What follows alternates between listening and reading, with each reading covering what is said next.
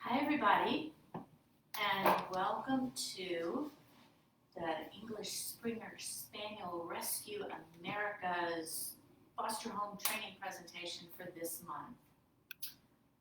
As you know, we do these every month for you to help you do the very best job that you can to turn those newly rescued foster dogs into the best pets that they can be for their adopters. So thank you for that. I'm Nancy Kelly, and we're going to go ahead and get started. As always, remember to put your questions in the comments section as you watch and as you come up with questions that you want to hear answered, because we will have questions and answers at the end. So today's topic is the building blocks of cooperative husbandry for dogs. So what does that mean, cooperative husbandry?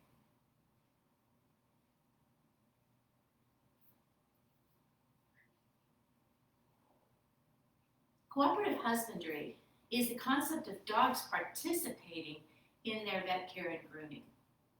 You know, you could just take a dog and say, oh, here's the dog, do some stuff to it, put it back. But these are dogs. These are dogs with feelings that are having experiences through that process, and dogs that we love and care about.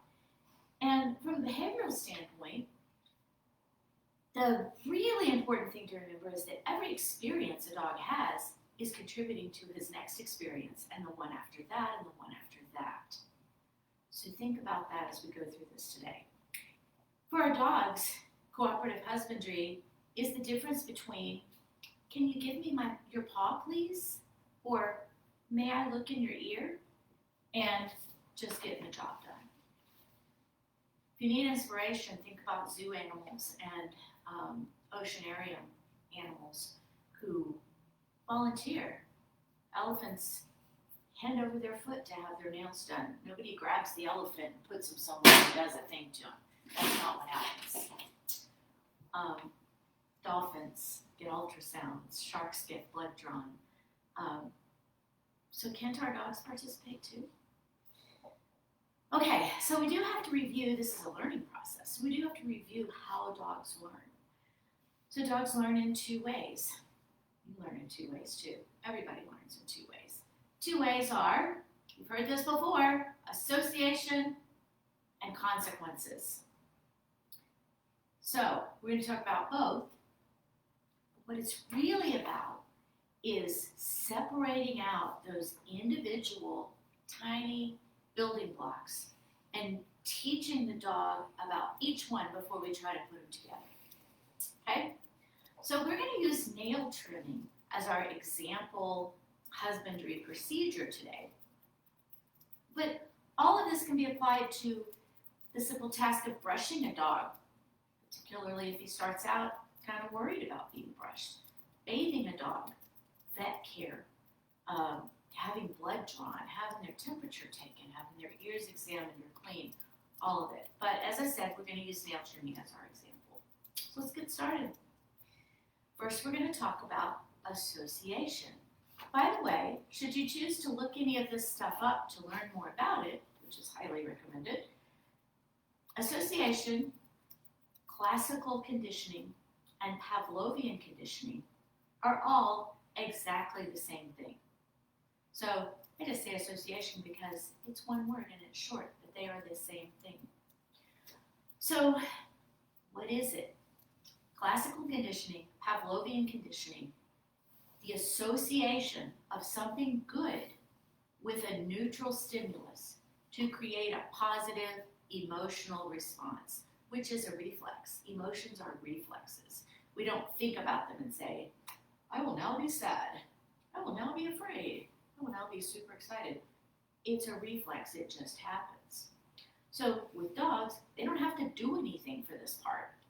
Just the presence of the stimulus causes them to get a treat. And we're going to talk about treats as our associative good thing today, and also later when we talk about consequences, treats are going to be the reinforcer. Why? Because for the tiny little slices of training we're going to do involved with grooming, vet care, husbandry tasks, treats are going to be the best thing. They're quick. We can get a lot of repetitions with treats. Yes, tons of other things can be reinforcement too. But when I say treat, I'm going to mean reinforcement and vice versa today. So with our example, nail trimming, remember that many or all of the stimuli are not neutral. This may not be neutral to your foster dog. It may be already super scary. So in order to do this association process, it's really important for us to recognize that, be willing to present it at a distance where it's not so scary, and so forth. We'll talk about that some more. But we have to convert this super scary thing into something neutral so that then we can convert it into something positive. And we can do that. I promise you we can do it, but we have to look at the components, and that's why we talk about building blocks. So the building blocks that dogs learn mostly by association, and you'll see association and consequences become intertwined here. But what's our first building block? How about just being in the location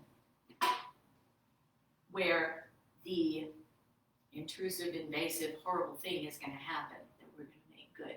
So being in the location has to be associated with good things, and that's going to be our foundation building block. So Al, can you get up, buddy?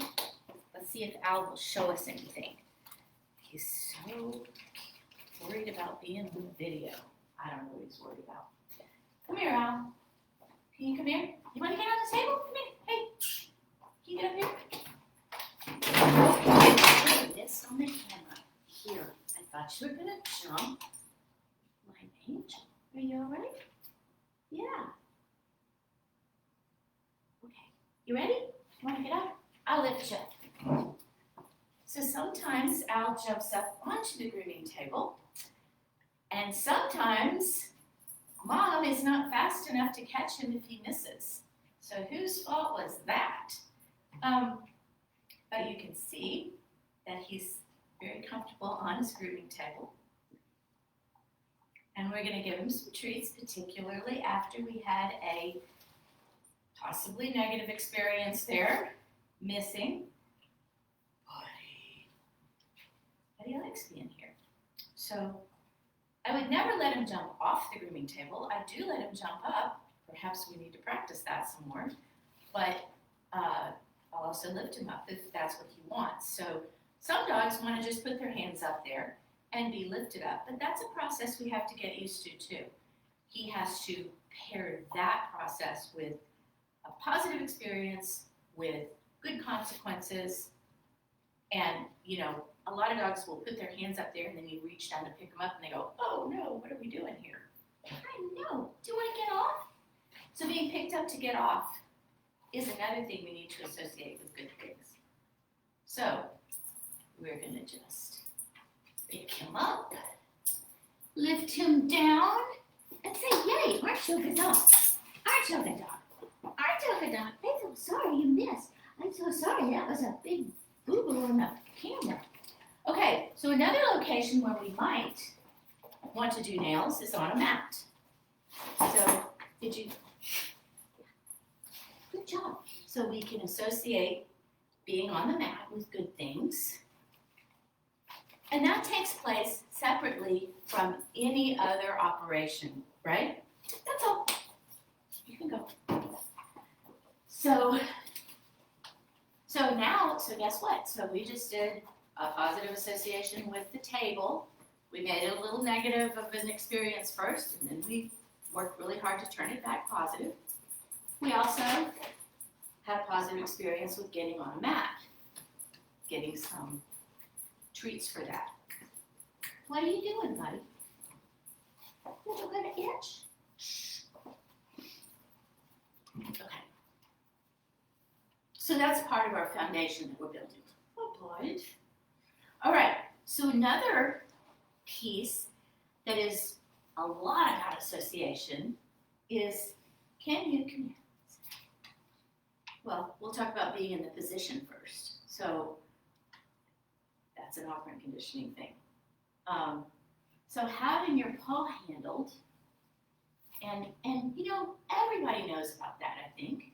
You know, having your paw handled in different ways, having your toes separated out. Come here, get on that. We can even dig our fingers in between and pinch the toenails. Yes. Separate those out, even squeeze the toenails. All those things are important. So there's another building block, having your paws handled in different ways, right? All right, so now we have the visual of the nail clippers. So what do? Nail clippers are here, and you get a lot of treats because they're here. The other important part of that is the nail clippers go away, and then you don't get any treats, right?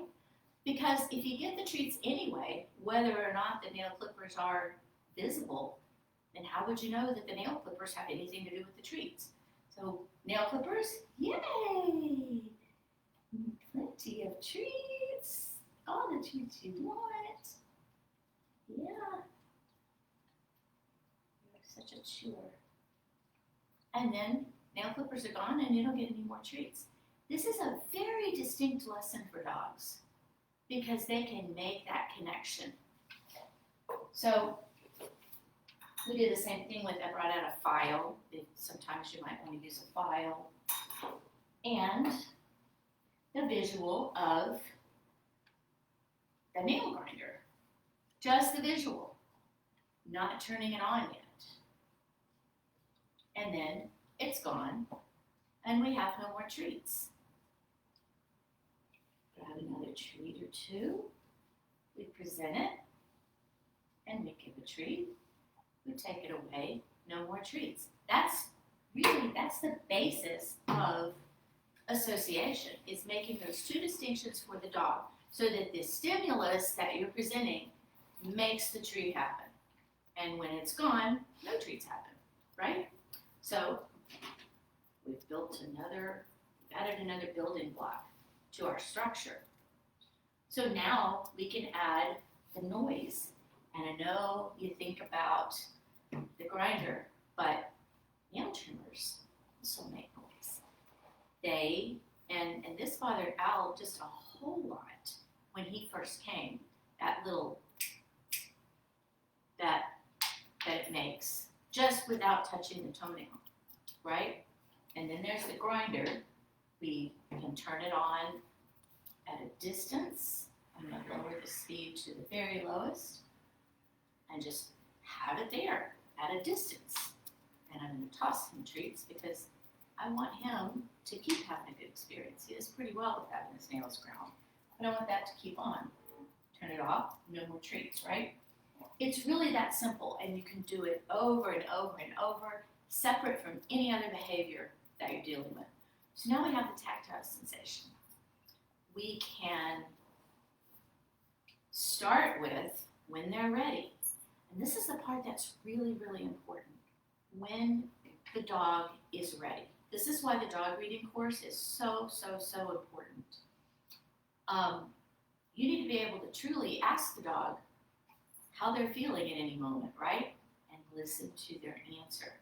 And I know that all of you know this. I know that you've all done the dog reading course and that you pay attention to what your dogs are saying. But there are people out there who will tap the dog with the nail clippers, see the dog back away or flinch, and say, oh, he was fine.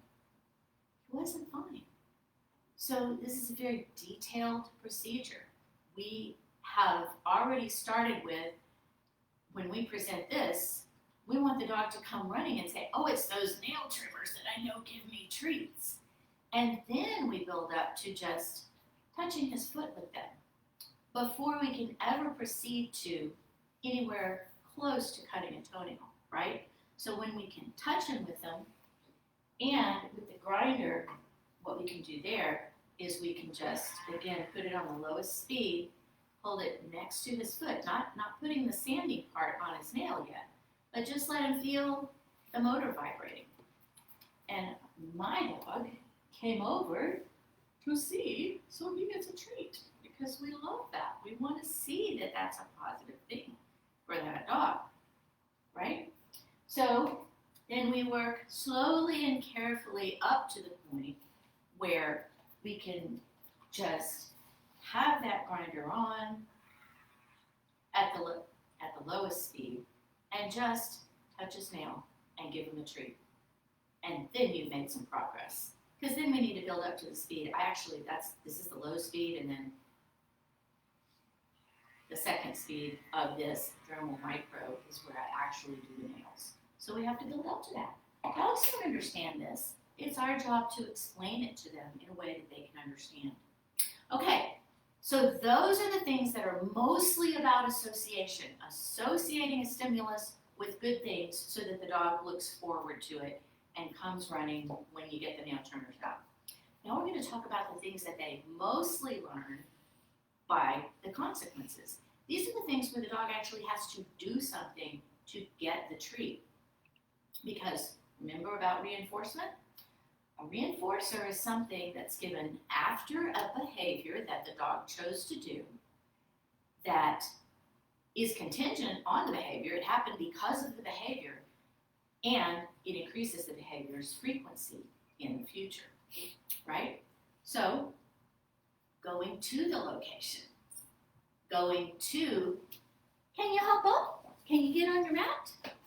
So going to the mat gets him a treat. That's all. Come on, you can get up. Yay, it's a good job. So there's another building block. Going to the location, he feels really good about that. We haven't done anything with the nails yet, but he can go there. He can lie down and he can relax. He can knock over the blocks. Okay, getting into position. He goes to the location and I can get him to lie down. And he's even tipped over on his hip, pretty relaxed. Chew. There you go. That's all. Come on. The way we really do his nails is in a sitting position. Sit. And in a standing position. We do. So giving the paw can get him a treat, because that's the position we need for him to be in. Excuse me, Derek, there's something on the screen that I don't know what it is. Up here. I don't know if something's happening with the streaming.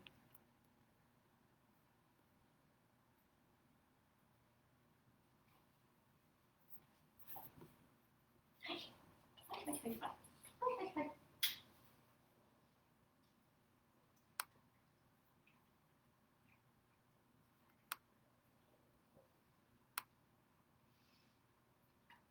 So is it okay? Should I continue? Yes, continue. Okay, sorry about that. I could just see something on the screen and I wanted to make sure that we weren't off live. Okay, so giving his paw.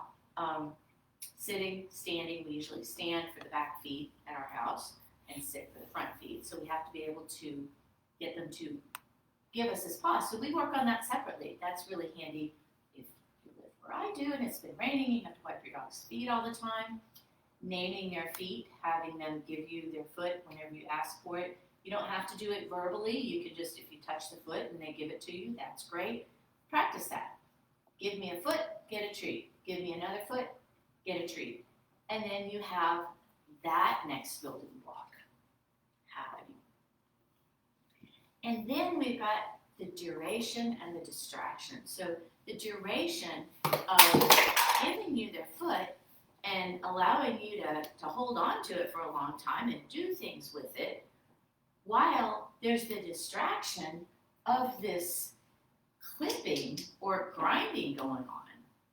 That's a big deal. So we're going to pursue that in the tiniest little slices. So once you can touch the toe, then you can pretend to cut. Don't actually cut, just do, put it next to the toenail, make the sound and cut where they feel it, give them a treat, and then, only then, after all of this, are you ready to take the tiniest, paper-thin slice off the end of the first toenail, give him a treat, and say, look at me, I cut my dog's toenail. So perhaps you're saying at this point, hey man, I'm just going to get a professional to do this for me. I would ask you, what exactly is that professional going to do? Is that professional going to do the things that I've just described for your dog? Or is that professional going to say, okay, she brought the dog, she said she wanted a nail trim, so when she gets the dog back, the nails are going to be trimmed. Take your dog, put him there, do a thing to him, send him out. What happened in between there? Eric, that thing is on the screen again. Should I continue talking? I don't know what to do. I would say keep going. Okay, so know what your professional's going to do. Ideally, go with your dog. Yes, it's a professional veterinarian who has a license for medical care. They probably didn't study behavior. They probably didn't study best handling practices for reducing stress in dogs. And I used to be a vet tech, so I know what happens behind the closed doors. The nails will get trimmed. The important thing to remember is, and groomers, same thing. I mean, you don't have to do anything to be a groomer, just open up a shop, right? So know what their standards of handling are, know what's okay with them and what's not, and make sure that those things align with your standards for your foster dog or your personal dog. Because, have you ever heard the stories of the dogs that went to the groomer and went to the vet and they were fine? For a few years, they were fine having their nails done. And then suddenly, they bit somebody, and now they have to be muzzled, held down, and in some cases sedated to have their nails done. This was not sudden. You know this because you've taken advantage of the training materials that we provide in ESRA for you to help your foster dogs. You know that that didn't happen suddenly. You know that behavior is always moving along a trajectory. That trajectory could be, uh-oh, on the dog's part. The dog's going, uh-oh, this is not that great. I can take it, but I don't know, it's getting worse. Oh my gosh. Pretty soon, something worse happens. Trigger stacking's happening. They feel threatened. They bite somebody, or they growl, and now it gets worse, and now they have to be restrained and held down, and it's even worse for them. Or it's on a trajectory of, you're making it better at home. You're working on these individual things with this dog to help him enjoy the process and keep getting better and better. And before you know it, your dog's running over when you get the grinder out saying, oh, do you have the hand, Mom? Here's my paw. Can we get my nails done now? And for the next 15 years, your dog ends up going to his grave at an old age, loving having his nails done. And so the cool thing to know is every individual piece of this that you do is helping that dog. Even if he has a bad experience down the road, all of that history that you've built is helping him. You saw Al miss the table just now? I'm dying of embarrassment. I'm dying of sadness that my dog was, we did this earlier today. He jumped up on the table and it was great. And he missed, and I'm kicking myself because I didn't catch him fast. He had a bad experience. But we jumped in to try to turn that experience around because I want him, he's 2 years old. I want him to live to be 20. I want 18 years of him having great experiences with grooming. So believe me, that's filed in my head for future use. We're going to be working more and more on that, and we're going to provide some more safety. I can put a mat down here, a non-slip mat. I'm not sure what happened. I don't know if he wasn't thinking or what. But that's something we need to help him with for future great experiences. But because he's had nearly 2 years of wonderful associations with everything about nail trimming and grooming tables, that's not going to be such a big hurdle. One small bad experience, right? Okay. So now we're going to work on a little bit of a human lesson about nail trimming. But before we start that, please put in your mind what it must be like for a dog to have no preparation for something he doesn't understand that's very invasive and scary, and then have to just deal with it and think about the ways that we have to make it better for him. So now I know that a lot of you are afraid to cut your dog's nails. And I understand that. I understand. I've quit the dog before. It's very scary. You quit the dog, the blood starts pouring out, and you're like, oh my gosh, I'm spending my life trying to do everything perfect for this dog, and look what I did. I caused him pain. Blood came out. Oh my God, I can never cut his nails again. Well, what I want you to know is that you can. You can trim your dog's nails. And I'm going to help you with a little bit of conditioning for you, because knowledge is helpful for humans. When we understand the anatomy of the nail, we can probably do a better job, right? So this is a picture of the anatomy of your dog's toenail. You see the hairs on his toe. This is the toenail coming out. And this red part, I made it red because that's the quick, that's the meat. That's the part that bleeds, right? So I want you to look at the shape of this toenail first. The standard dog toenail has like a triangular shape with a little hook at the end that bends over, that's narrower, where this part, you can always be assured there is no quick in there. The quick does not go down to that curved part.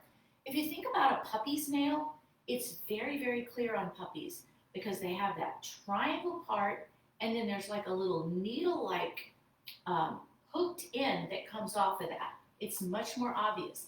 In adult dogs, it's a little bit modified because their nails are bigger, but it's still there if you can look and just examine it and see it. Look at your dog's nails. Okay, so then you say, but the dog's nails are black and I can't see that, and you're right. It is way easier when you're looking at a profile view like this one to see on a white nail, or even some dogs have those tan or brownish nails that are translucent, and you can actually see the quick inside. It almost looks pink in there.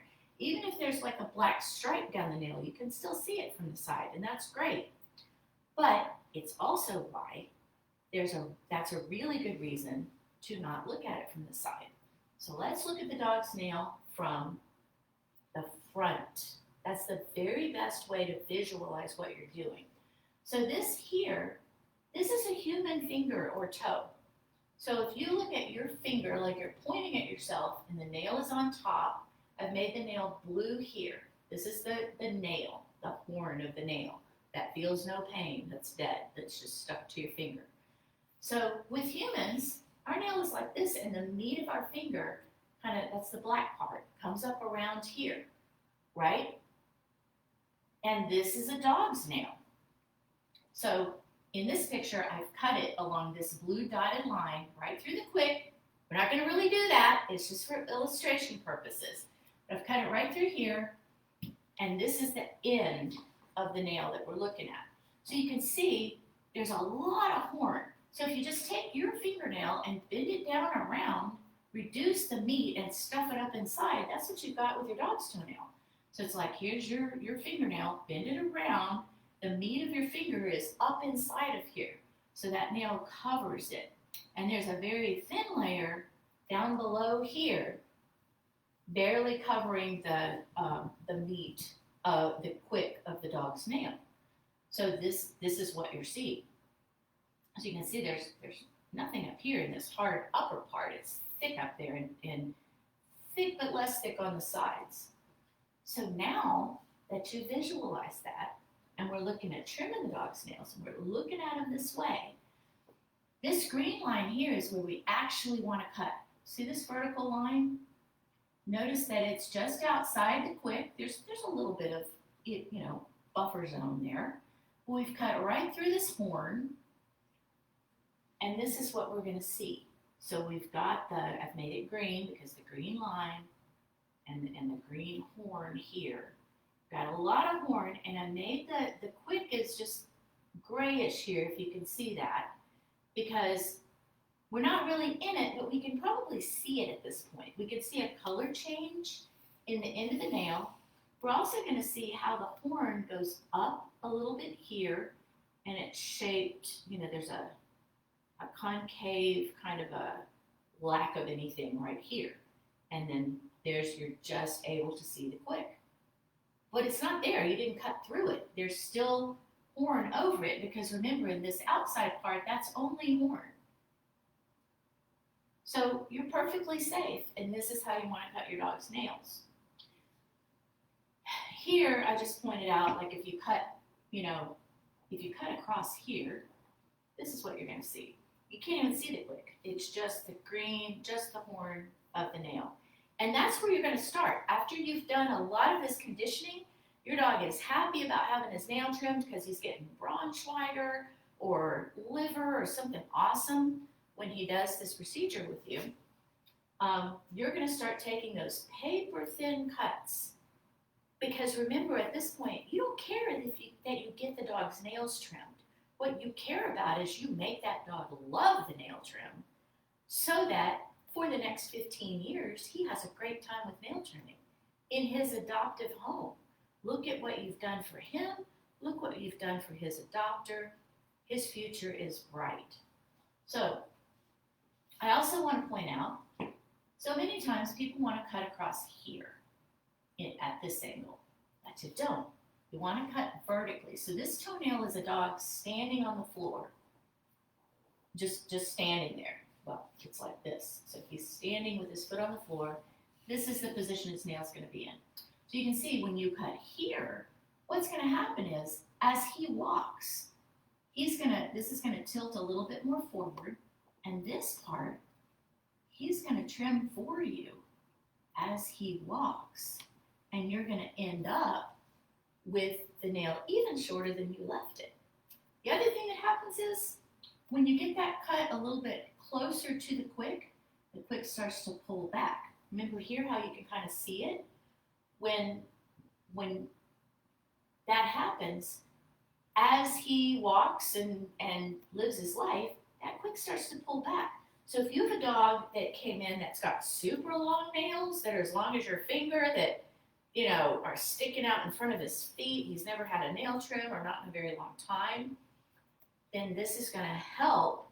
You can just start trimming a little bit, and those quicks will start to pull back, and then over time, over a long time, you'll end up with normally quicked nails. So, and that's important because it's really important for the dog's posture and his foot position and his joints and all that to have his nails short.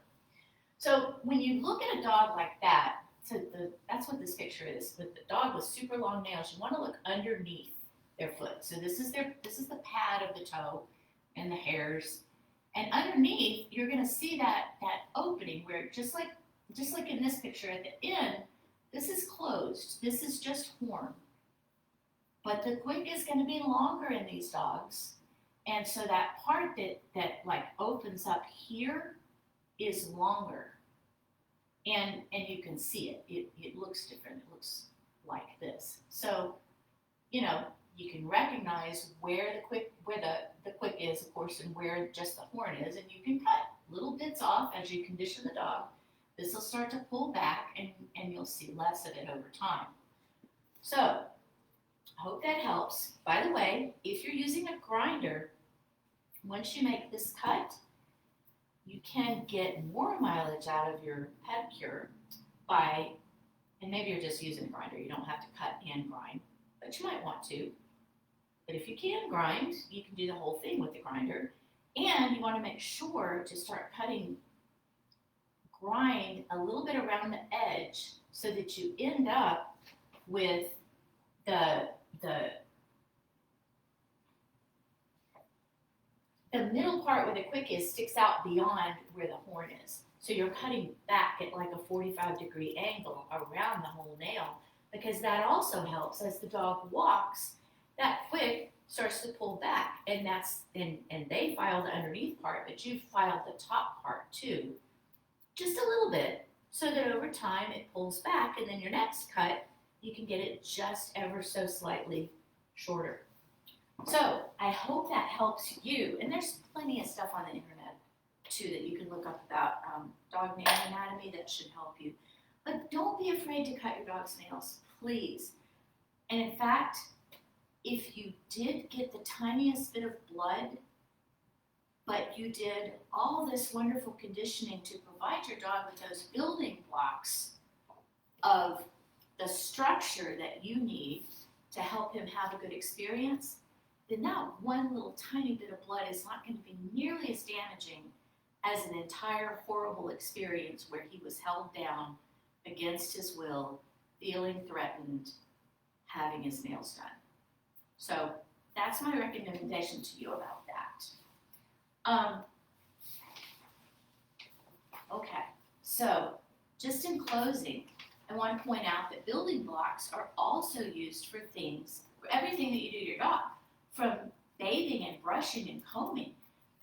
Can you break down the bathing process for a dog who's afraid to get in the tub? Can you spend the time with him to build that, use some building blocks of, can you get treats close to the tub? Can you put your hands up on the side of the tub and get some treats? Can you get into a dry tub and eat treats and not even get wet and then get out with a towel in the bottom or a mat so it's not slippery? So you feel pretty good about that before you ever get the dog wet.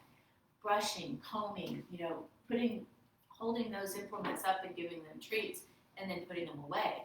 And then the cool thing about brushing and combing is that can actually feel really good. So once the dog gets into the process, just that can feel good.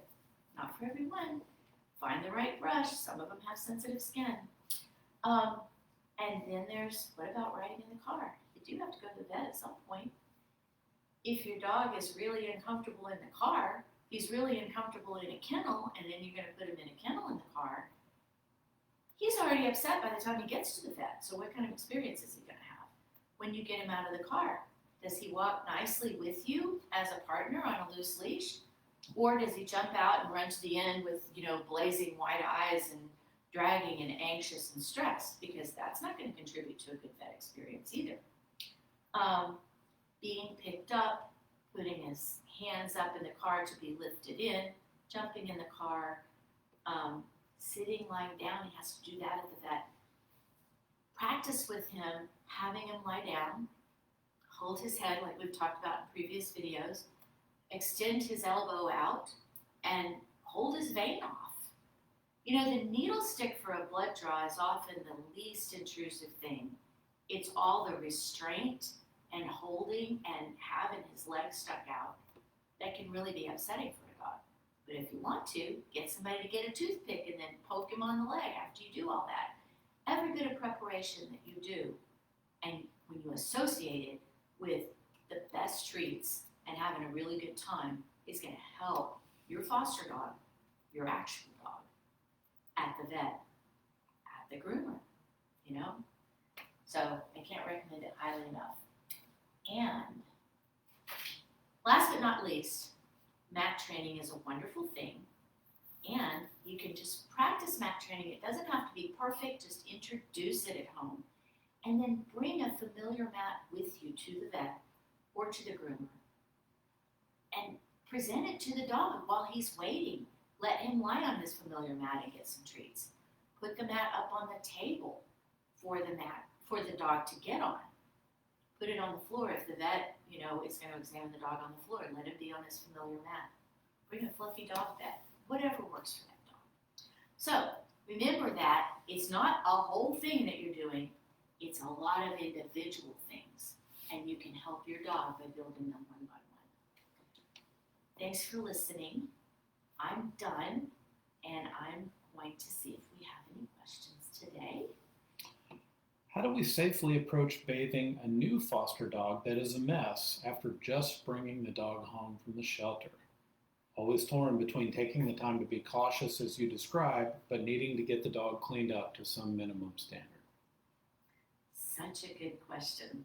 Somebody just presented a lovely description of, I'm going to paraphrase and say, you just picked a dog up at the shelter, it smells like pee, it's covered in filth, it's got burrs in its hair, It's got mats everywhere. It stinks.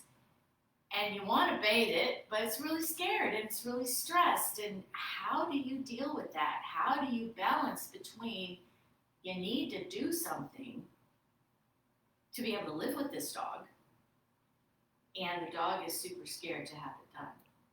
And that's the ultimate question, right?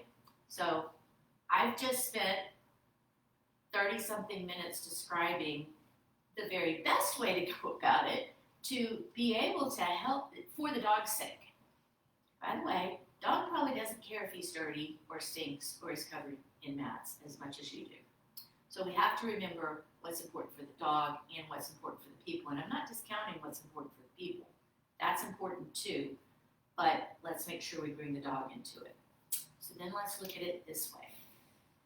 Even if we are going to cut a few mats off, we already know I'm going to cut a few mats off of you right now. We're still not going to say, and here you are, and I'm going to put you there, and then I'm going to do something to you. So let's make sure we think about it in terms of, we're going to do this together.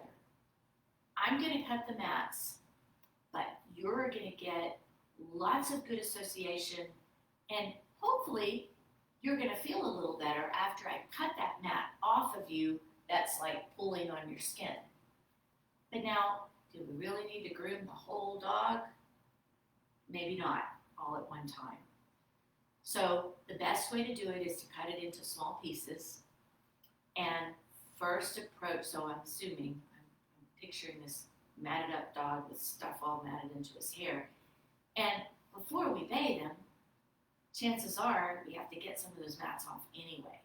So let's don't look at how he looks. Let's just get the scissors. Have some clippers handy maybe. There is a chance that the clippers would be less intrusive for the dog. You have to ask the dog. It seems most likely that the scissors would be less intrusive, but he might have had a really bad experience with scissors. So, pick out one mat, give the dog lots of treats, play with the mat, pull on it a little bit, tons of treats, take a break, come back, go back to that mat, play a little bit more, maybe work in one cut with the scissors, take a break, play, come back, and in that way, bit by bit, with many breaks in between, you get a mat cut off. Then you move on to another one. But always be looking at that dog, reading his body language. What's he saying? Is he saying, oh my God, this is the worst thing that's ever happened to me? Because if that's the case, you want to keep it really short and not do too much. If he seems okay, he seems like, maybe he's having a good time and he's able to take a break. He's still taking the treats. He can play a little bit with you in between and then go back.